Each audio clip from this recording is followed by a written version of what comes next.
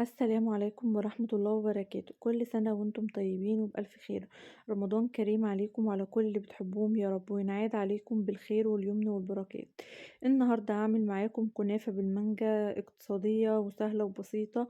مش هتاخد تحضير منك اكتر من نص ساعة، يعني حاجة كده في منتهى الجمال، وهتقدميها على طول وبكل سهولة هتقدري تعمليها، ومقاديرها اقتصادية خالص ومتوفرة عندنا في بيتنا كلنا.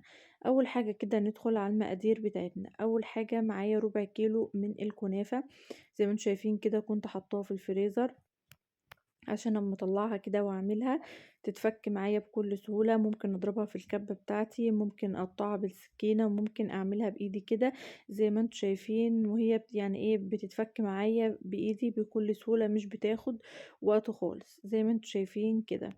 ال الربع كيلو كنافة بتاعي ده هيعمل لي كمية كبيرة، يعني ما تستقلوش بالربع كيلو. بالكنافة بالمانجا بيعمل كتير كده وبتبقى حلوة وبتبقى جميلة. زي ما انتم شايفين كده بفك فيها كده بايدي عشان لو في اي حتة مكلكعة كده او حاجة بفكها كده عشان يبقى شكلها حلو، وفي نفس الوقت ما تبقاش تقيلة وانا باكلها. زي ما انتم شايفين كده جهزت معايا الطاسة بتاعتي على النار، ويستحسن تكون طاسة ما بتلزقش، يعني تيفال، جرانيت، سيراميك كده، اي طاسة ما بتلزقش فيه، لان انا مش هحط المادة الدهنية بتاعتي في الاول. زي ما انتم شايفين كده نزلت بنص الكمية، وحسيت ان الكمية كلها تبقى كبيرة، فاخدت الكمية اللي انا عايزاها وبقيتها كده شلتها حطيتها في الكيس تاني ورجعتها الفريزر تاني. زي ما انتم شايفين كده اي حتت كده مكلكعة بتقابلني بفكها كده من بعضها زي ما انتم شايفين كده. ومعايا طبعا هنا معلقة ونص كده من السكر البودر، يستحسن سكر بودر، ما ينفعش هنا سكر حبيبات خالص. زي ما انتم شايفين هقلب السكر البودر بتاعي كده في الكنافة وكل ده، وانا لسه ما حطيتش السمنة بتاعتي او الزبدة بتاعتي، وهقلب كده على نار هادية عشان الكنافة بتاعتي ما تتلسعش مني. انا عايزاها برضو لونها ذهبي وحلو كده، وفي نفس الوقت تكون مقرمشة وحلوة، ما تبقاش محروقة مني ولا واخدة لون غامق مني، لان كده كده معروف اول ما بننزل بالشربات على الكنافة بتاعتي فبتغمق، فانا عايزة اللون بتاعي يبقى حلو وفي نفس الوقت تبقى طعمها جميل. زي ما انتم شايفين كده انا بقلب الكنافة بتاعتي في السكر البودر بتاعي، وبفكك السكر البودر بتاعي كويس عشان ما يكتلش معايا كده في الكنافة بتاعتي، فلازم افككها كده من بعضها زي ما انتم شايفين. وهنا طبعا اقل من الربع كيلو، يعني اخدت نص الكمية، فنزلت بمعلقة ونص كده من الزبدة البلدي بتاعتي، يستحسن نوع زبدة كويس او سمنة كويسة عشان تدينا طعم افضل للكنافة بتاعتي.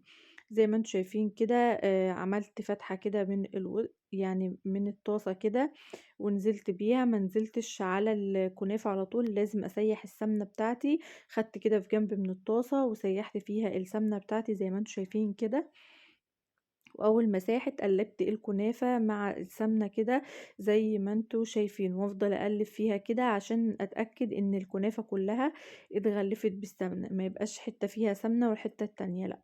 زي ما انتوا شايفين كده وفضلت اقلب لحد ما الكنافة بتاعتي بتحمر، ولازم تحمر كلها، ما ينفعش تبقى حتة بيضة وحتة حمرا، لا لازم كلها تبقى واخدة لون واحد معايا زي ما انتوا شايفين. يعني حاجة كده ما بتاخدش منك وقت خالص، وانت واقفة كده هتعمليها. في الوقت ده انا كنت مجهزة كوباية لبن. اول ما بدأت احمر الكنافة كنت مجهزة كوباية مية حطوها في الفريزر، وممكن لبن تسقع بس شوية كده عشان اعمل الكريم شانتيه بتاعي. وجبت كيس من الباكت كريم شانتيه، وممكن كريم شانتيه اللي هو البودر اللي هو الخام العادي، مش شرط اكياس، بس انا كان عندي كيس كريم شانتيه فجبته حطيت عليه كوباية مية من بتاعة الشاي كده، وقلبت الكريم شانتيه الاول بالمعلقة عشان اول ما اشغل المضرب ما يقومش واقع نصه معايا. وطبعا بدأت ازود كده بالكوباية زي ما انتوا شايفين لحد ما الكريم شانتيه بتاعي يتقل كده، واجي اقلب الطبق عشان ينزل ما ينزلش منه. ومن يعني ايه ما نفضلش نضرب كتير كده عشان ما يعني ما نخليش الكريمة بتاعتي يعني تفك مني تاني بعد ما يعني ما تقلت كده تفك مني تاني، لا انا عايزاها متماسكه كده وما اخفقش قوي في الضرب زي ما انتم شايفين. زي ما انتم شايفين كده بقلب الطبق بتاع الكريمه ما بتقعش مني، وانا شايفه ان الكميه بتاعتي دي مناسبه وكويسه معايا. زي ما انتم شايفين كده الكنافة بتاعتي احمرت وخدت معايا لون كويس، وده اللون اللي انا عايزاه.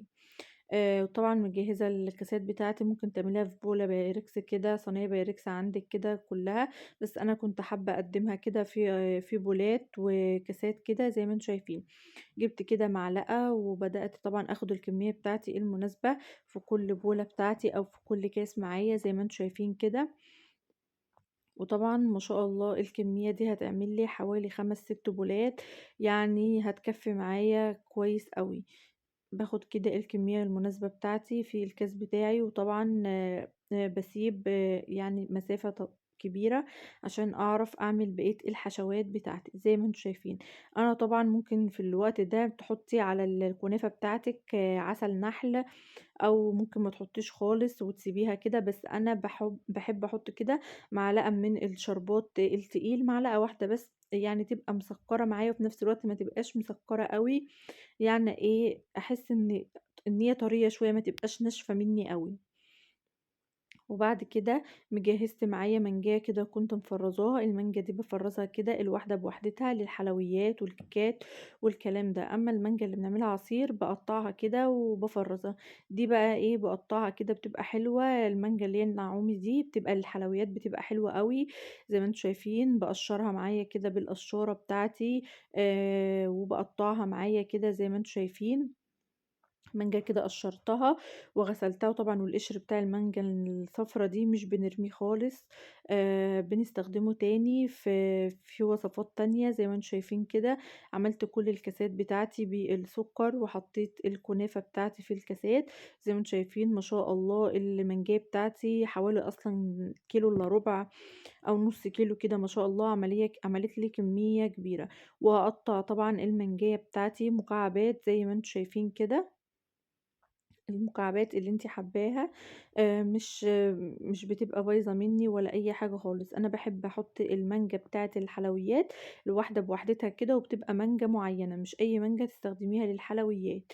هي المانجا النعومي دي أحسن مانجا للحلويات والكنافة والكيكات الكلام ده. زي ما أنتم شايفين كده أنا استخدمت المانجاية بتاعتي كده وقطّعتها كلّها زي ما أنتم شايفين كده، وخدت جزء منها على معلقتين كريم شانتيه كده خفقتهم.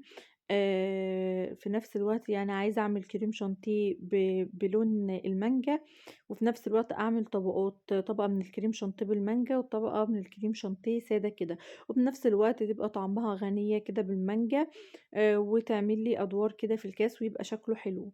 زي ما أنتم شايفين كده أنا جهزت المانجا بتاعتي، القطع والكريم شانتيه بتاعي، والكريم شانتيه بالمانجا زي ما أنتم شايفين كده. باخد منه بمعلقة كده وباحط في البولات بتاعتي أو الكيسات بتاعتي زي ما أنتم شايفين كده.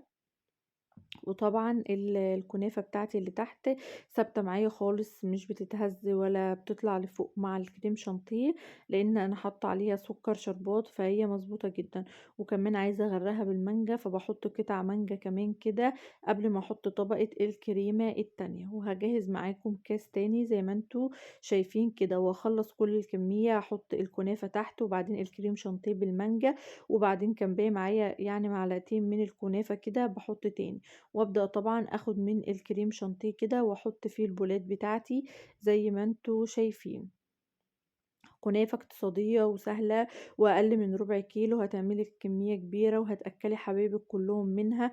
حاجة كده في منتهى الجمال والبساطة، مش هتاخد منك أي وقت خالص، حاجة كده سريعة وتحضريها يعني أقل من نص ساعة هتكوني مجهزاها. زي ما انتوا شايفين جهزت البولات بتاعتي كلها، حطيت الكنافة وبعدين الكريم شانتيه بالمانجا وبعدين الكريم شانتيه السادة، وبعدين هنزل كده عليها بطبقات من المانجا زي ما انتم شايفين.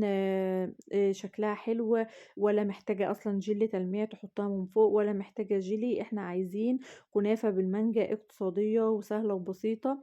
ما خدتش والله مني نص ساعة تحضير، يعني حاجة كده في منتهى الجمال وطعمها غني وحلوة قوي. تكاليف بسيطة. الكريم شانتيه استخدمنا له مية بديل اللبن. كنافة أقل من ربع كيلو كنافة مانجاية عندك كده من اللي انت مخزناها. هو الكريم شانتيه بس، وحاجة كده في منتهى الجمال، مش بتاخد منك أي وقت خالص ولا مجهود. وطعمها حلو أوي وخفيفة، ما فيهاش سكر كتير زي الكنافة التانية، حاجة كده في منتهى الجمال. يا رب يكون الفيديو بتاعي نال إعجابكم، ما تنسوش اشتراككم في القناة وإعجابكم بالفيديو عشان يوصلكم كل جديد، والسلام عليكم ورحمة الله وبركاته.